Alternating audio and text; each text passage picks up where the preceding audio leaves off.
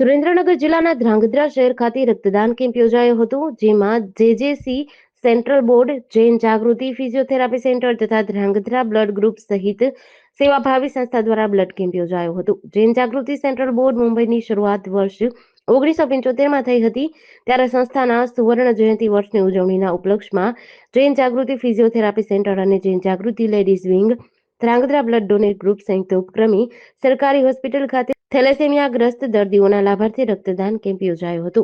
મોટી સંખ્યામાં લોકોએ 30થી વધુ બોટલ સ્વૈચ્છિક રક્તદાન કર્યું હતું. ગુડ મોર્નિંગ, મારું નામ ડૉક્ટર પિયુષ ઠોરિયા છે. હું ધ્રાંગધ્રા સરકારી હોસ્પિટલ ખાતે ઇન્ચાર્જ આરએમઓ તરીકે ફરજ બજાવું છું. આજરોજ ધ્રાંગધ્રા બ્લડ ડોનેટ ગ્રુપ દ્વારા તથા જૈન જાગૃતિ સમાજ સેન્ટર દ્વારા બ્લડ ડોનેશન કેમ્પનું આયોજન રાખવામાં આવેલ છે તથા અહીંયા આજરોજ લોકોએ બહોળી સંખ્યામાં ઉપસ્થિત રહીને બ્લડ ડોનેટ કર્યું છે.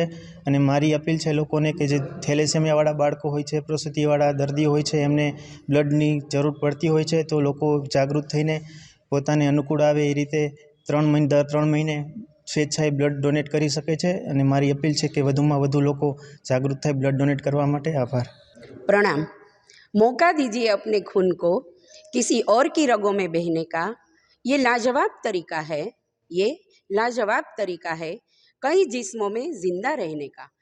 जैन जागृति सेंटर ધાંગધ્રા તથા જૈન જાગૃતિ લેડીઝ વિંગ ધાંગધ્રા તરફથી આજે બ્લડ ડોનેટ કેમ્પનું આયોજન કરવામાં આવ્યું છે.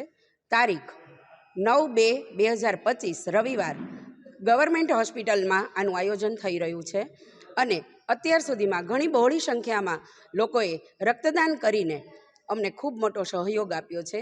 લગભગ 35થી 40 બોટલ બ્લડ મળી ગયું છે અને આ જ રીતે જૈન જાગૃતિ ચેરિટેબલ ટ્રસ્ટ તેમજ જૈન જાગૃતિ બોર્ડ બોમ્બેને અમે લોકોએ જૈન જાગૃતિ ધાંગધ્રા પરિવારે ખૂબ જ બહોળો સહયોગ આપ્યો છે. જય જિનેન્દ્ર.